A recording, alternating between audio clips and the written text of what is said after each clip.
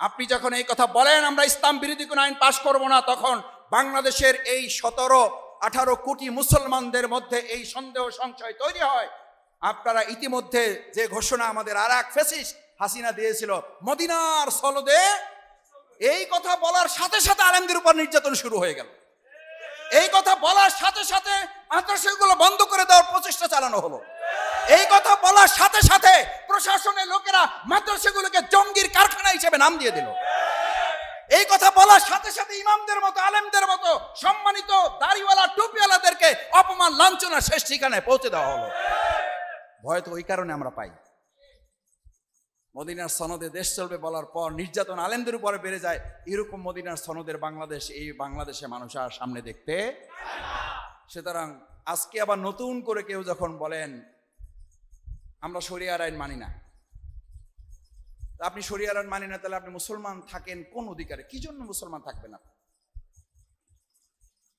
এই কথা কি আমার ভাই? আপনারা হয়তো মনে করবেন যে ভাই দাঁড়াই শুরু করে দিলেন, ভাই কি আলোচনা করব, কি আলোচনা করব? এই মসজিদের থেকেই তো রাসূল করিম সাল্লাল্লাহু আলাইহি ওয়াসাল্লাম জাহিলি মদিনাকে কি মদিনা বানাইছে। তা আপনারা তো এই বাংলাকে কি বাংলা বানাইতে চান? সোনার বাংলা কি ক্লাব থেকে তৈরি হবে না মসজিদ থেকে তৈরি হবে? কি বলেন আপনি? আমাকে আলোচনা করতে দিয়েন না, কোনো অসুবিধা নাই। রাস্তায় রিকশার উপরে দাঁড়িয়ে কথা বলবো, হাজার হাজার মানুষ সামনে এসে আল্লাহর মেহেরবাড়িতে দাঁড়িয়ে যাবে। মসজিদের মুসল্লিদের ভয় আমাকে দেখাবেন না, লোভ আমাকে দেখাবেন না। আল্লাহর দ্বীনের কথা যদি আমি জেলখানায় বসে বলতে পারি, তাহলে পৃথিবীর আর কোন জায়গা আমার বাকি আছে? এখানে আপনারা কয়জন? কয়জন এখানে আপনারা? 1 থেকে 150, আর জেলখানায় 250-300 লোক এরকম এক ফ্লোরে কারারক্ষীদের অনুমতি নিয়ে লাইন দিয়ে এরকম সকালে বসে যেত, চা খাওয়াইয়া ঘুষ দিয়া, ঘুষ যে ভাই আমরা উপরে একটু বসবো, এক ফ্লোর থেকে আর এক ফ্লোরে যাবো, আপনারা কিছু কিন্তু মনে করবেন না, আপনারা কিন্তু আমাদের রিপোর্ট করবেন না। কয় রিপোর্ট করবো কি? মাসুদ ভাইরে কয়েন আলোচনা চলবে, আমরাও পিছনে বসে শুনবো।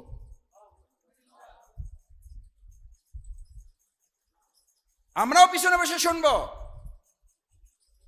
কারাগারের সেলে বসে এর চেয়ে বেশি লোক, কয়েক গুণ লোক নিয়ে ওখানে আল্লাহর দ্বীনের আলোচনা করেছে। এবং ওখানে এটা বলেছি কারাগারই তো নিয়ে আসছেন, আর কোথায় নিয়ে যাবেন? কিন্তু আমাদের কেউ কেউ মনে করে শফিকুল ইসলাম মাসুদদেরকে মসজিদ থেকে বিতাড়িত করতে পারলে আর ইসলামের কথা বলার জায়গা আমাদের। আল্লাহর জমিনের প্রত্যেকটা ইঞ্চি মাটি আল্লাহর দ্বীনের বিজয়ের জন্য কথা বলার জন্য মুক্ত করা আছে। কিসের ভয় দেখান আমাদের? কোথা থেকে বের করে দেবেন? এগুলো কোনো কথা?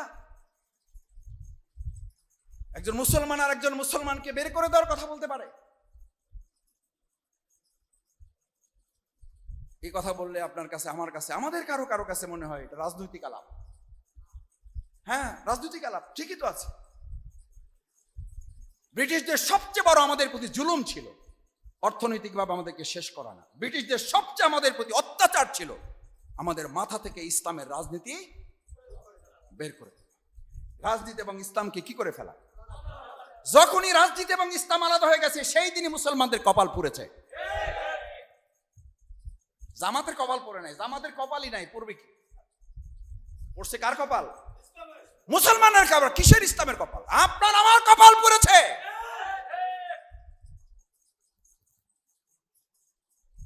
মুসলমানদের যদি আবার সেই সম্মান মর্যাদার জায়গায় পৌঁছতে হয়, তাহলে রাজনীতি এবং ইসলাম একসাথে না, ইসলামের রাজনীতি দিয়ে শাসন দেশ পরিচালনা করতে হবে।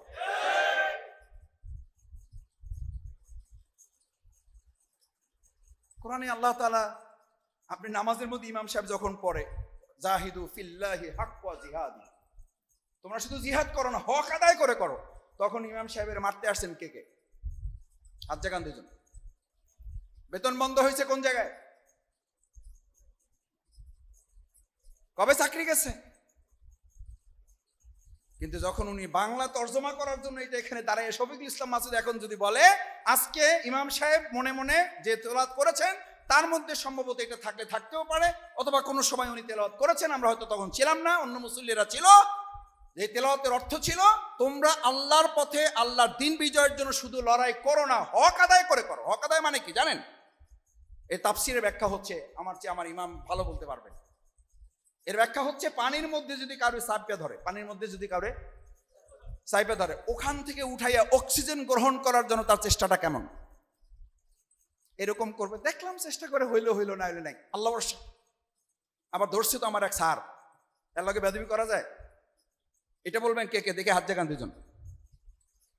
যে স্যার যদি কোনো ছাত্রকে পানির নিচে চাইপে ধরে, আচ্ছা আরো ইমোশনাল কথা বলি, মা যদি বাচ্চাকে গোসল করাইতে নিয়ে পানির নিচে চাইপে ধরে, তো বাচ্চা একটু বুঝদার যদি বাচ্চা হয়, তাহলে সে বলবে মা পানির নিচে বেহেশত, ধরছে চাইপে, আল্লাহ ভরসা, থাইকে গেলাম, মরলে তো সোজা জান্নাতে চলে যাব। এই কথা বলার মতো সন্তান কে কে আছেন? হাত জাগান একজন।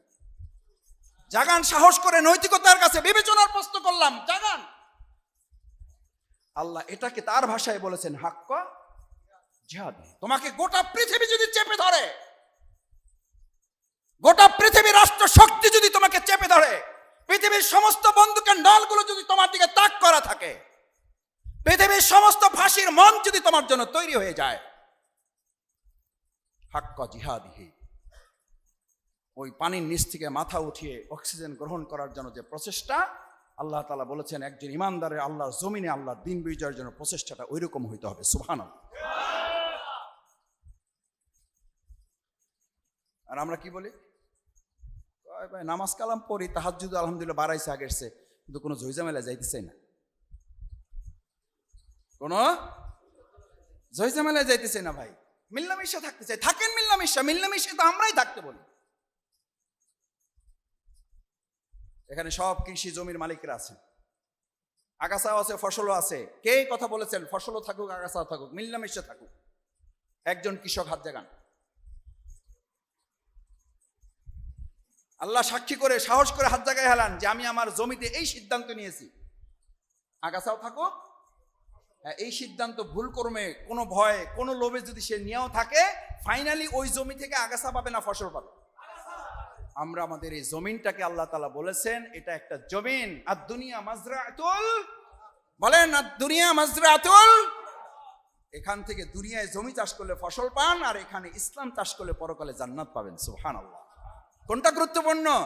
জমি না ইসলাম? ধান না ইসলাম?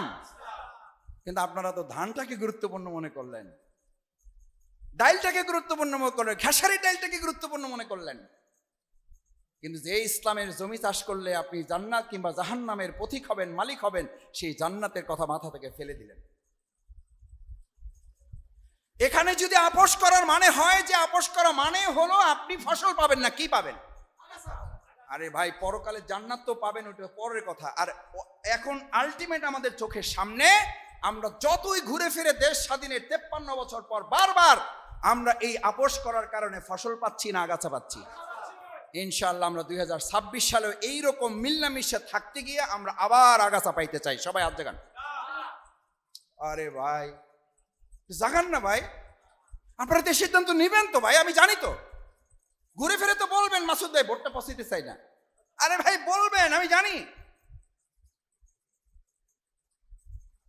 ও মাসুদ ভাই শরীরের উপর কল্লা তো কয়টা? শরীরের উপর কল্লা কয়টা? এটা আমারে বলো। কয় ভাই বুঝেন তো, শরীরের উপরে কল্লা একটা, ছেলে মেয়ে ছোট, বাইসে থাকতে হবে ভাই। তার মানে বাইসে থাকার মালিকানা সে নিয়ে নিছে, সে নিয়ে নিছে।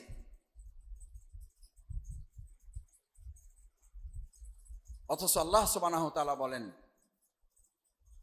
আল্লাহ সুবহানাহু ওয়া তাআলা আল্লাযী খলাকাকা ফাসাওয়াকা ফাআদালাক, আমি তোরে সৃষ্টি করি নাই শুধু, আমি আবার তোরে মাটির সাথে মিশাবো, আবার তোরে মাটি থেকে উঠাবো। না উঠাবেন না? আবার উঠাবো। আমি সৃষ্টি করছি এই মাটি থেকে। কবরে রাখার সময় দোয়া কি পড়েন বলেন? মিনহা খলাকনাকুম, আপনাকে সৃষ্টি করে নাই, আপনি এমনি এমনি উঠছেন। আল্লাহ বলেন, আল্লাহ দোয়া, রাসূল সাল্লাল্লাহু আলাইহি ওয়াসাল্লামের দোয়া, মিনহা, কোথা থেকে সৃষ্টি হয়েছেন? মাটি থেকে সৃষ্টি হলে মাটিতে পা পড়ে না কেন? এরকম দাম্ভিক লোক এই ফুলতলার এলাকায় আছে না নাই?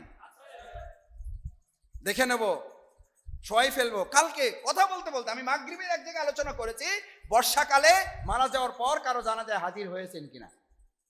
আল্লাহর কি ফয়সালা!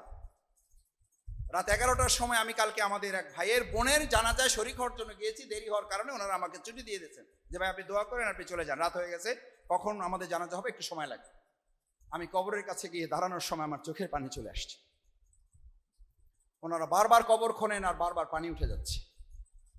এই কথাটাই আমি বলছিলাম যে ভাই কি অহংকার করেন, কি দিমাগ দেখান।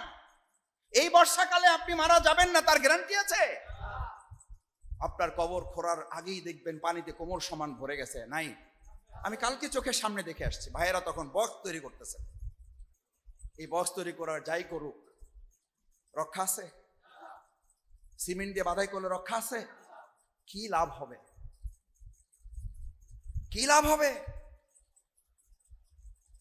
কে বাঁচাবে আপনাকে? কার পিছনে ঘুরছেন আপনি? কে আর স্লোগান ধরছেন অমুক নেতার চরিত্র ফুলের মতো পবিত্র?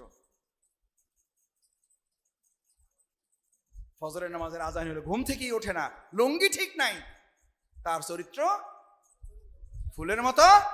আমরা যখন বলি চলেন আলোচনাটা মসজিদে গিয়ে করি, যে প্যান্টটা বোধহয় ঠিক নাই, নাই এরকম নেতা আছে, ঢাকায় আছে, বাউফলে নাই। এই প্যান্ট ঠিক নাই নেতা বাউফলে আছে না নাই? আমি বারবার বলি প্যান্ট ঠিক রাখতে পারে না সে বাউফল ঠিক রাখবে কি করে? প্যান্ট পবিত্র রাখতে পারে না সে বাউফল পবিত্র রাখবে কি করে? প্যান্টের দায়িত্ব নিতে পারে না, বাউফলের দায়িত্ব নিতে পারবে? আর সেই নেতার পিছনে আপনি জীবন দিয়ে হালাইতেছেন। আমার নেতার চরিত্র ফুলের মতো পবিত্র, কোথায় পেয়েছেন? মসজিদ, ইমাম, কি দুর্ভাগ্য এই মুসলমানদের। আমাদেরও দুর্ভাগ্য। এই ইমাম, আমিও একজন ক্ষুদ্র মুয়াজ্জিন, ক্ষুদ্র একজন মুসলিম হিসাবে আমারও দুর্ভাগ্য লাগে যে হওয়ার কথা ছিল এই মসজিদের ইমাম হবে আমাদের সমাজের ইমাম, সমাজের ইমামই হবে আমাদের মসজিদের ইমাম। এটা তো সুন্নাহ। এই দাড়ির, এই টুপির, এই পাঞ্জাবির সুন্নাহ, এই রাসূল সাল্লাল্লাহু আলাইহি ওয়াসাল্লামের সুন্নাহ না এটা? রাসূল কি শুধু মসজিদে নববীর ইমাম ছিলেন না রাষ্ট্রপতিও ছিলেন? এই সুন্নাহ তো আমাদের লাগবে না, আলহামদুলিল্লাহ। আল্লাহ আমাদের সবাইকে এখান থেকে খালাস করুন। আপনি মসজিদের ইমামের দায়িত্ব নেবেন, আর সমাজের দায়িত্বের কথা আসলে লোকেরা আমাদের বলে লোক ভালো, চালাইতে পারবে না, চালাইতে পারবে না। শফিকুল ইসলাম মাসুদ আপনি লোক ভালো, সামলাইতে পারবে না। আরে হে প্যান্ট সামলাইতে পারে না, আর আমারে কয় আমি নাকি সামলাইতে পারবো না। আগে প্যান্ট সামলাই আসেন, আগে পায়জামা সামলাই আসেন। শফিকুল ইসলাম মাসুদদের মতো সমস্ত আলেমরা, মাদ্রাসায় পড়া ছাত্ররা, আমরা শুধু মাদ্রাসার বারান্দা চালায় আসি না, আমরা বিশ্ববিদ্যালয়ের সবচেয়ে বড় বারান্দাটা চালাইয়া তারপর এখানে এসেছি। ওখানে রাজপথের সবচেয়ে আল্লাহর পক্ষে স্লোগান দিয়ে তারপর এখানে এসেছি। আমি এই কথা এই জন্য বলি নাই আমার কৃতিত্বের জন্য, এটা মুসলমানদের দায়িত্ব। এটা আমরা কেউ কারো করু না, এটা আমাদের কারো কৃতিত্ব না, এটা আমাদের দায়িত্ব। এই মসজিদে যেমন আমাদের ইমামতি করতে হবে, সমাজ এবং রাষ্ট্র পরিচালনায় বাউফল পরিচালনার ইমামতির দায়িত্ব চোরবাট পাতে দিতে হবে। শেষ কথা, দুপুরে খান নাই, নিশ্চয়ই ক্ষুধা আছে, এমনি একটু দেরি হয়েছে, একটু মাফ করে দিচ্ছেন। শেষ কথা, ইমাম যখন এখানে নিয়োগ হয় আপনারা কোনো যাচাই বাছাই করছেন না, এমনি দিয়ে দিচ্ছেন? না করেন নাই, করলেও করছেন। উনি যদি আপনি টুকটাক সিগারেট গাঁজা খাইয়াও থাকে, এটা ওনার ব্যক্তিগত ব্যাপার। আমরা এইসব বিষয় নিয়ে ঘাটাঘাটি করতে আমাদের নামাজ হইলেই হয়েছে ইনশাল্লাহ। সরি, আমি ভাইকে দিয়ে উদাহরণটা তো আমার ঠিক হয় না, আমাকে দিয়ে বলতেছি। ধরেন আমাকে ইমাম হিসেবে নিয়োগ করতেছেন, এখন বলতেছেন যে শফিকুল ইসলাম মাসুদের টুকটাক একটু সমস্যা আছে, তো ওইটা নিয়ে আমাদের ঘাটাঘাটির দরকার নাই। এই দায়িত্ব নেবেন কে? মুসলমান একজন হাত জাগান, কে একজন হাত জাগান। এই ইমামের পিছনে সালাত আদায় করবেন, একজন হাত জাগান। ওনার কয় ঘন্টা দায়িত্ব? 5 ওয়াক্ত সালাত আদায় করতে কয় ঘন্টা লাগে সর্বোচ্চ? আচ্ছা 2 ঘন্টা, 2.5 ঘন্টাই ধরলাম। তাসবিহ, তেলাওয়াত, দোয়া, দুরুদ সব মিলে 2.5 ঘন্টা ধরলাম। 24 ঘন্টা দিনের 2.5 ঘন্টা বাদ দিলে তো আর থাকে না। না না, থাকে না। কয় ঘন্টা? কয় ঘন্টা? সাড়ে। আরে ভাই, অঙ্ক তো আপনারা আমার চেয়ে ভালো পারেন, আমি অঙ্কে সবচেয়ে দুর্বল। 21 ঘন্টা।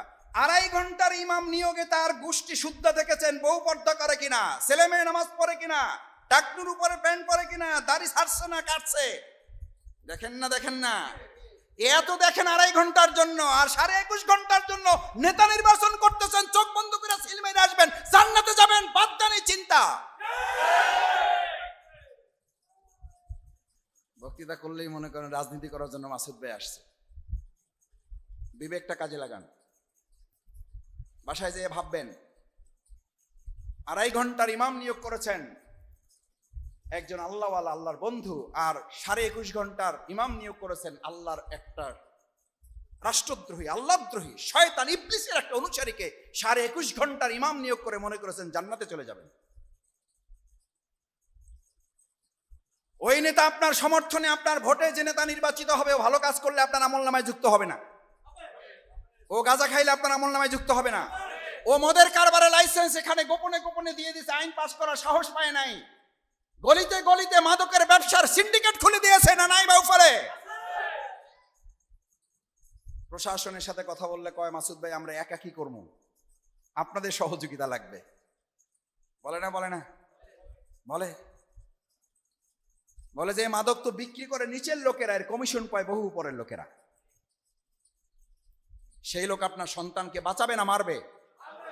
মারবে, শুধু না আপনাকে শুদ্ধ মারবে। ওই সন্তান আপনি তার জন্য ঘর নির্মাণ করেছেন, আপনাকে ঘর থেকে বের করে বৃদ্ধাশ্রমে পাঠিয়ে দেবে। ভিডিওতে নিয়ে যান, মিলাই দেখবেন। কৃষক, কুলি, মজুর, রিক্সাওয়ালাদের বাবা মারা বৃদ্ধাশ্রমে থাকে না বড় লোক? আহা, কি আরামে আছে।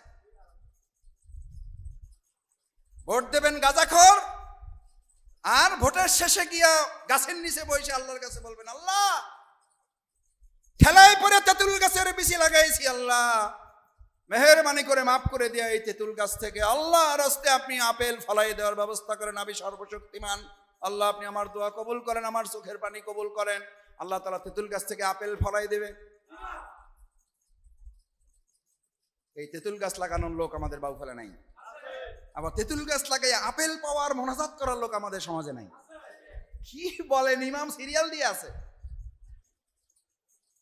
আমরা ইমাম, আমরা কর্মী একসাথে, এই জন্য ভাইকে পাশে রেখেই বলতেছি, এরকম ইমাম দোয়া করার জন্য সিরিয়াল দিয়ে আছে। আসেন, আপনারা দুনিয়ার সব অপকর্ম করবেন, আমরা দোয়া করে জান্নাতে পৌঁছে দেওয়ার দায়িত্ব। এই কপাল পরা ইমাম আছে না নাই? ইমামদের প্রতি সম্মান মর্যাদা রেখেই বলছি, এই ইমামদেরকে কোনো কোনো ক্ষেত্রে কখনো কখনো তাদেরকে বাধ্য করা হয়। আমার ভাইয়েরা, সব শেষ কথা যেটা বলছিলাম, যে আমরা যদি আপেল গাছ, আমরা যদি আঙ্গুর গাছ, আঙ্গুর ফল খেতে চাই, তাহলে বিচি বপন করতে হবে আঙ্গুরের, বিচি বপন করতে হবে আপেলের। এবার কি আমরা তেঁতুলের বিচি বপন করব না আপেলের? তেঁতুলের না আঙ্গুরের? তেঁতুলের না কমলার? বুঝেন কিন্তু সেই বিচি বপনের সময় সামনে আসতেছে। কি করবেন সিদ্ধান্ত আপনার। শফিকুল ইসলাম মাসুদকে ভোট দেওয়া লাগবে না। শফিকুল ইসলাম মাসুদ ভোটের কাঙাল না, শফিকুল ইসলাম মাসুদ আপনাদের দোয়ার কাঙাল, আপনাদের ভালোবাসার কাঙাল, আপনাদের স্নেহের কাঙাল। কারণ আপনার স্নেহ দোয়া থাকলে, আল্লাহ অনুমোদন থাকলে, এমপি মন্ত্রী হয়ে যা না করা যায় তার চেয়ে বহু কাজ একজন ব্যক্তিকে দিয়ে আল্লাহ করাইতে পারেন না? পারেন না? প্রফেসর ডক্টর ইউনূস সাহেব, ওনার এখন কি এই যমুনায় থাকার কথা না জেলে থাকার কথা? ওখানে কে রেখেছেন?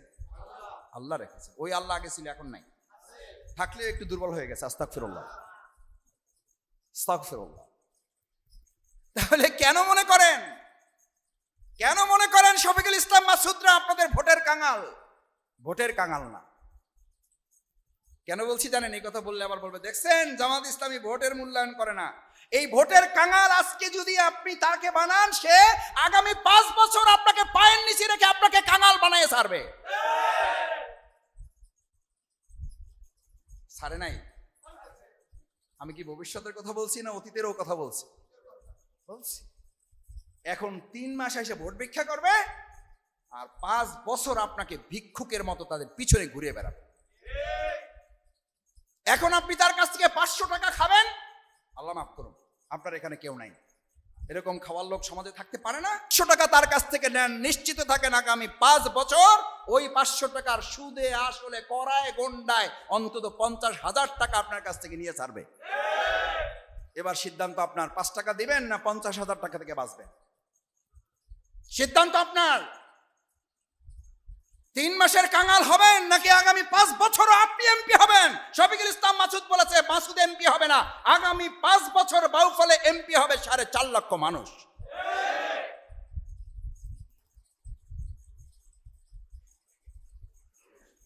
আল্লাহ তাআলা আমাদের আলোচনায় কোনো ভুল ভ্রান্তি হলে মাফ করুন। যদি আল্লাহর একটা শব্দ পছন্দ হয়, তিনি যেন এটার উসিলায় আমাদেরকে সম্মানিত করেন, কাল কিয়ামতের দিন যেন এটাকে নাজাতের উসিলা হিসেবে কবুল করেন। আল্লাহ সুবহানাহু ওয়া তাআলার কাছে সেই তৌফিক কামনা করে আপনারা যারা কষ্ট করে সালাতুল জোহর আদায় করার পরও বিশেষভাবে আপনারা এখানে সময় দিয়েছেন, আপনাদের প্রতি কৃতজ্ঞতা, ধন্যবাদ, অভিনন্দন জানাচ্ছি।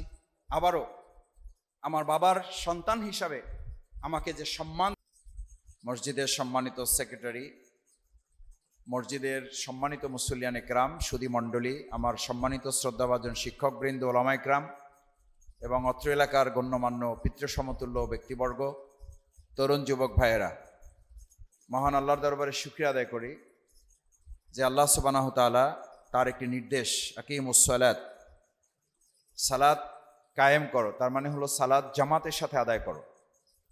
আকিমুস সালাতের সবচেয়ে বড় হক হচ্ছে সালাত একা একা আদায় করা না, সালাত জামাতের সাথে। জামাতের সাথে আদায় করতে হলে কোথায় আসতে হবে?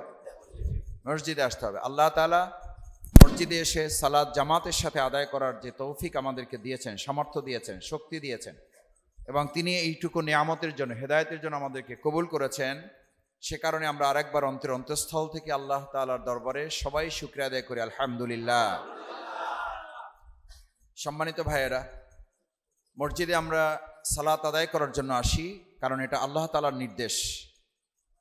প্রিয় নবী মুহাম্মদুর রাসূলুল্লাহ সাল্লাল্লাহু আলাইহি ওয়াসাল্লাম এই নির্দেশ বাস্তবায়নে তিনি মসজিদে নববীতে আকিমুস সালাত এটি যেমন আদায় করেছেন, আবার এই মসজিদে নববী থেকে আকিমুস সালাতের পাশাপাশি আকিমুদ্দিন, আল্লাহর জমিনে আল্লাহর দিন বিজয়ের জন্য তিনি ওখান থেকে রাষ্ট্র পরিচালনার দায়িত্ব পালন করেছেন না করেন নাই?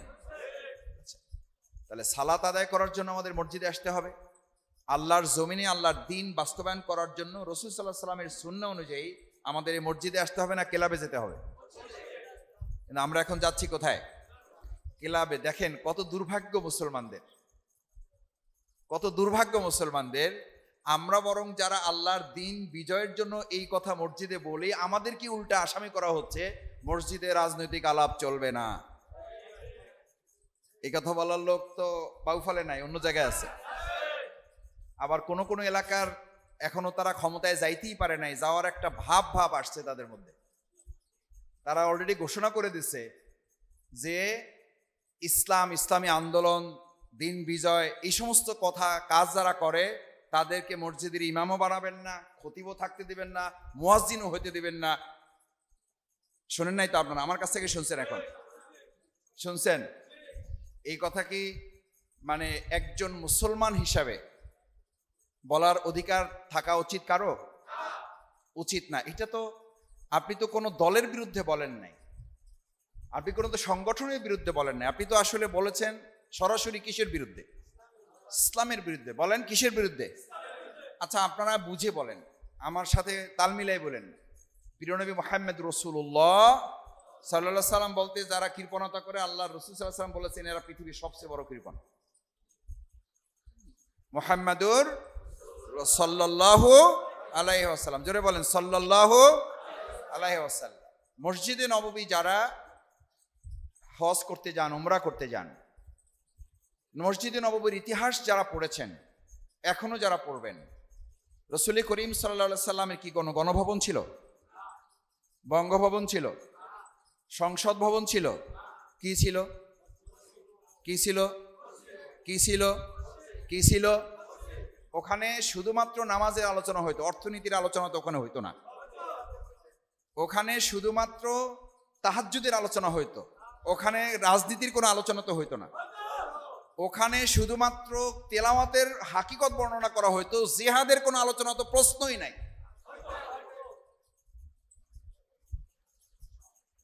ভাইয়েরা, এই কথা বললে কেউ কেউ মনে করে যে জামাত ইসলামী মসজিদ দখল করে ফেলছে। আর আমি আজকে বলি, এই দুলিয়ায় কেউ যদি এরকম থাকেন আপনারা, যে আপনারাও ইসলামের ভিত্তিতে রাজনীতি করবেন, ইসলামের ভিত্তিতে অর্থনীতি চালাবেন, ইসলামের ভিত্তিতে সংস্কৃতি চালাবেন, ইসলামের ভিত্তিতে পররাষ্ট্রনীতি চালাবেন, আপনারা বরং আমাদের চেয়ে আগায় এসে আমাদেরকে বের করে দিয়ে আপনারা মসজিদ দখল করে আপনারা কাজ করেন। ভাই এটা অন্যায় বলছি ভাই, অন্যায় বললে আমার শাস্তি দেন, আমি মাথা পাইতে নেবো ভাই, আমি মাথা পাইতে নেবো। যে শাস্তি দেবেন, আমার বাবার তো আমি ছোট ছেলে একদম, আপনাদের সন্তানের মতো। আমার সম্মানিত সেক্রেটারি উনি বলেছেন, আমি তার কাছে দোয়া চেয়েছি যে আমার বাবার, মরহুম বাবার তিনি ছাত্র, এবং তিনি আমাকে খুশি করার জন্য বলুক অথবা তার অন্তর থেকে বলুক, আল্লাহ ভালো জানেন যে আপনার বাবা খুব ভালো মানুষ ছিলেন। আলহামদুলিল্লাহ, এটা আমাদের অনেক বড় পুঁজি। আমি শুনেছি আমার বাবার কাছে যাওয়ার সময় 23 টাকা 50 পয়সা ওনার হাতে ছিল। এই 23 টাকা 50 পয়সা উনি তখনকার কমিটির কাছে বুঝাইয়া তারপর বাড়িতে গেছেন। কয় টাকা?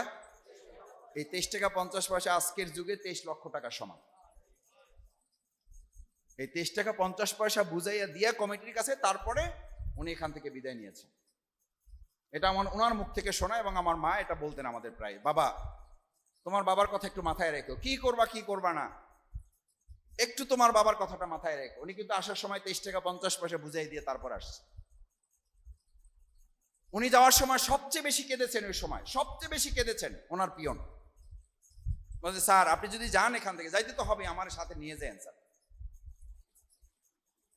তার মানে ওনার সাথে সম্পর্কটা খারাপ ছিল। আমার মা বলতেন যে ওখানকার পিয়ন বা স্টাফদেরকে তোমার বাবা কখনো পিয়ন বা স্টাফ মনে করতেন না, তাকে এই পরিবারের সদস্য মনে করতেন। আমাদের যে সমস্ত বাবা মারা ইন্তেকাল করেছেন তাদের সহ আমার বাবার জন্য আপনাদের সবার কাছে দোয়া চাই, আল্লাহ আমাদের যাদের বাবা মা তুলে নিয়ে গেছেন তাদের সবাইকে আল্লাহ জান্নাত নসিব করুন, সবাইকে আল্লাহ তাআলা মাফ করে দিন।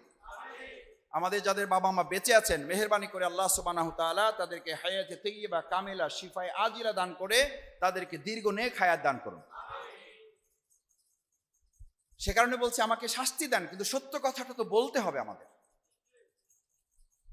আজকে আমরা পত্রিকায় দেখতেছি, আমি অনেক সময় এটা, আমার মুরব্বীরা আছেন পিতার মতো, অনেক সময় গল্প করে বলি, আমি তো বাংলার ছাত্র, কিন্তু যে ভাই একটু আগে বলছি, তো বাংলা পড়া থেকেই আমাদেরকে স্যাররা উদাহরণ দিত যে দেখো, কোনো ছেলে বিয়ে করতে যাওয়ার সময় বা বিয়ে করে আসার সময় তার শ্বশুরের কাছে কি এইটা বললে ভালো শোনায় যে শ্বশুর মশাই বা আব্বাজান, নতুন বাপ হয়েছেন আপনি, আমার কিছু মনে করেন না, আমার জন্য দোয়া করবেন, আপনার মেয়েটাকে বা আমার বউটাকে যেন তালাক দিতে না হয়, আপনি বিশেষভাবে আমার জন্য দোয়া করবেন।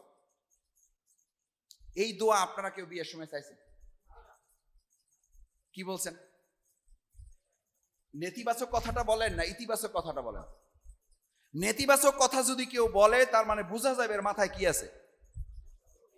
না, স্ক্রু শুধু ঢেলা না, এর মাথার মধ্যে ঝামেলা আছে, এর তালাক দেওয়ার সম্ভাবনা আছে। নালে এর মাথার মধ্যে এই কথা ঘুরবে কেন, এর মুখ দিয়ে এই কথা বাইরে আইবে কেন? এখন আমরা পত্রিকার লাল কালি দিয়ে হেডলাইনে দেখতে পাই কেউ কেউ লিখতেছেন, আমরা ক্ষমতায় আসলে ইসলাম বিরোধী কোনো আইন পাশ করব না। তার মানে মাথার মধ্যে ঘুরতেছে ইসলাম বিরোধী আইন পাশ করার সম্ভাবনা আছে। আপনি এই কথা বলবেন, আপনি তো বলবেন ইসলামী আইনেই দেশ চলবে, এটার জন্য আমরা ক্ষমতায় আসতে চাই। বলেন এটা, বলেন না এটা সাহস করে। আপনি তো মুসলিম, উল্টাই বলেন কেন?